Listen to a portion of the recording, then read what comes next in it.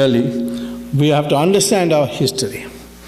But we also have to understand the threats to our civilization that is coming place.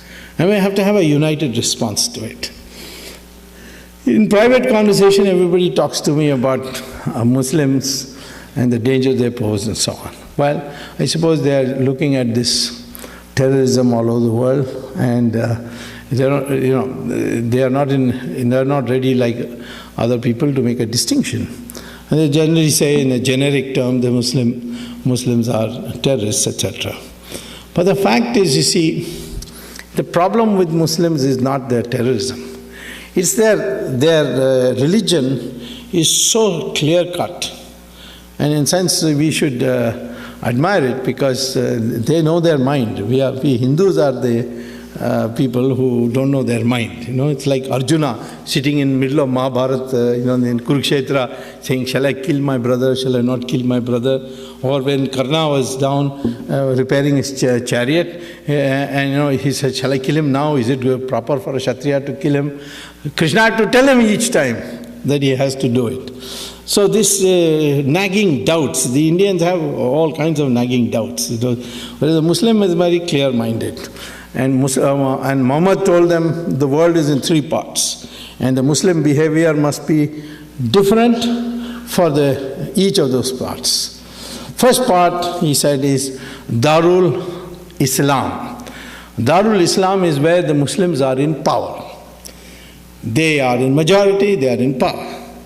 And he says there should be no allowance, accommodation for any other religion. So either they must convert or be killed. It's as specific as that in the Sirah and Hadith. So in most of these countries where the Muslims are in power, you can see a total intolerance to the minorities. In Saudi Arabia, we have so many Hindu workers there. Can they celebrate Diwali in Saudi Arabia? No. Can they build a Hindu temple like you are able to build here in the United States? No.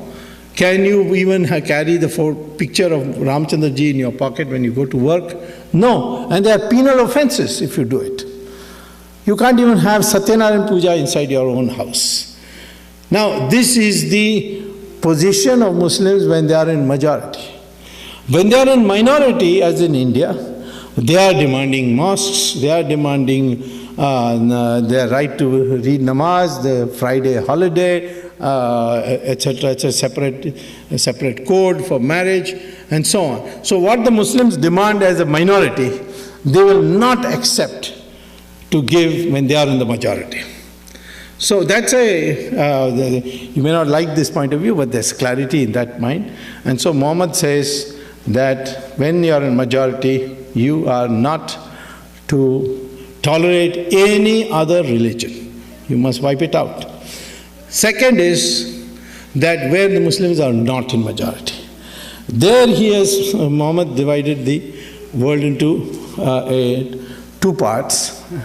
And that is, first part is, which he called as Darul Harab. Darul Harab is where the Muslims are in a sizable minority and the majority is divided. The majority is confused, like we are today, like we Hindus are today. There, Muhammad says that the job of the Muslims is to go on demanding more and more concessions by acting collectively and ultimately reach a point where they are able to transform that the society into a Darul Islam, from Darul Harab to Darul Islam. So when you look at the laboratory experimentation of this, of selecting, looking for evidence, you see this very clearly. Take Kashmir. Kashmir is, the valley at least is a majority Muslim area. See what has happened to the minorities there. 500,000 Kashmiri Pandits have been driven out. All the temples have been destroyed to the extent that they can, where it's not protected by central police. And Hindus have hardly any rights. They are discriminated against, they are threatened. In Pakistan, it's very difficult to remain a Muslim. There are a few Muslims there, maybe a few Hindus, or like about 50,000 or so. Some say 500,000, but I don't know. But those who come from there tell horrible stories of what happens to them.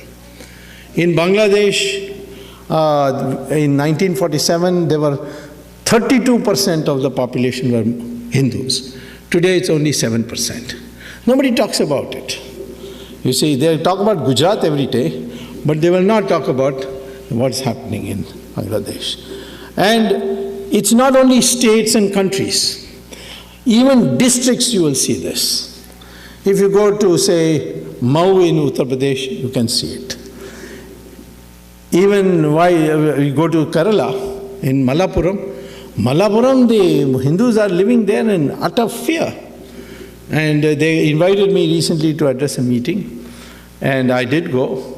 And there I found that even though there's no such provision for such a law, and it's illegal to advocate it, Muslims have laid down a rule there that if any Hindu wants to sell a property in Malappuram, he has to sell it to another Muslim. So this is, you can see in a district.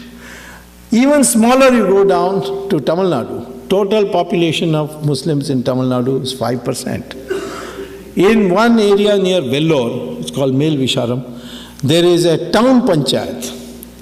In the town panchayat, there is 75% Muslim. And the local body's election, they come to power in the administration of that town panchayat. And they will not give any amenities of the town panchayat to these Hindu areas until they agree to convert. So they make it a condition. You convert, we'll give it to you. Otherwise, we'll not give you. I went there and I saw myself what was happening. So I went to the court and got a court order. And now, of course, the matter is rectified. But I can't do this on a micro basis. I did it as an example, but this is what's happening. This is the mindset of the Muslim. And finally, Muhammad says, if you are in a minority and the majority is united, then Muhammad says, surrender and don't argue with the minority.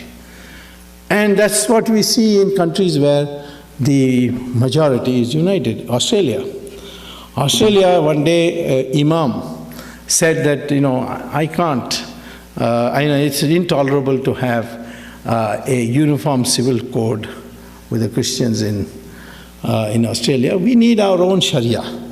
And I appealed to the Prime Minister to give us Sharia. So Prime Minister was a lady, the next day said, if you want Sharia, my recommendation to you is to go and find another country, because in Australia, we are not going to give you a separate code. You will have only a uniform civil code. Now, immediately the following day, all the Muslim organizations passed a resolution saying that this Imam is an idiot or is an imbecile, he doesn't represent us. We are very happy with uniform civil code. So in Australia, the Muslims will accept uniform civil code, but not in India. And this, in the United States also, you can't have a separate, although there are heavy efforts going on. So where the majority is united, the Muslim population is advised by Sirah and Hadith to cooperate, collaborate, capitulate to the majority. And I think there's a lesson for us in that unity. What is the problem today with India? There are all the time accusation that politicians are, appeasing the minority, they are appeasing them to get votes, it's vote bank politics, so on. Well, I have talked to those politicians, like Maulam Singh, and I told them, what is this that you're doing? So he said, well, I can't get elected unless the Muslims vote for me. Because the Hindus will only vote, only Yadavas will vote for me. Others will not vote for me. So therefore I have to appease them. And the day the Hindus vote as one block, that day I will put on a tikka and say, Jai Shri Ram, and come out of my house. Because I am interested in getting vote, and this is the way to get it. And I am telling you today that all this appeasement talk that You people are condemning, I see people condemning politicians for that. I am telling you that the day the Hindus will unite, all these politicians will change around. And they will start talking in terms of Hindus and what should be done for them. We are 80% or 80 plus, even today.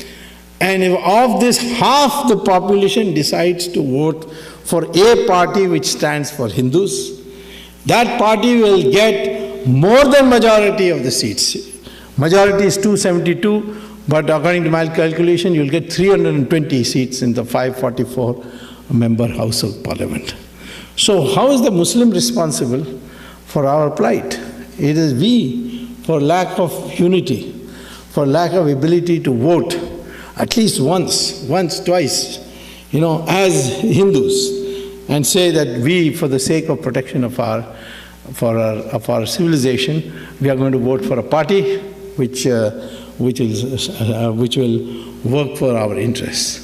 Certainly that party cannot be Congress, because the Congress today has been taken over by Sonia Gandhi, who is answerable only to the Vatican, and she promotes Christian missionary activity. We are not against Christians. Christians can propagate as much as they like in India, but we don't want foreign missionaries to come here to India and poke their noses into our internal affairs.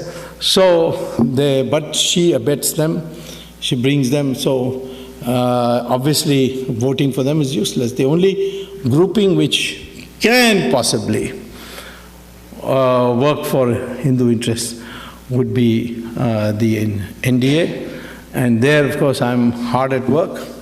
Certainly I can tell you, if both Modi and myself get together inside I'm already there, but in terms of decision making, there should be no doubt in anybody's mind that Hindu interests will not suffer. To me about Muslims and the danger they pose and so on. Well, I suppose they are looking at this terrorism all over the world, and they are not ready like other people to make a distinction. And they generally say in a generic term the Muslims are terrorists, etc. But the fact is, you see, the problem with Muslims is not their terrorism. It's their religion is saying, shall I kill my brother, shall I not kill my brother? Or when Karna was down repairing his chariot, and he said, shall I kill him now? Is it proper for a Kshatriya to kill him? Krishna had to tell him. It's so clear-cut. And in a sense, we should admire it, because they know their mind. We Hindus are the people who don't know their mind. It's like Arjuna sitting in the middle of Mahabharata, in Kurukshetra. We have to understand our history. But we also have to understand the threats to our civilization that is coming place. And we have to have a united response to it. In private conversation, everybody talks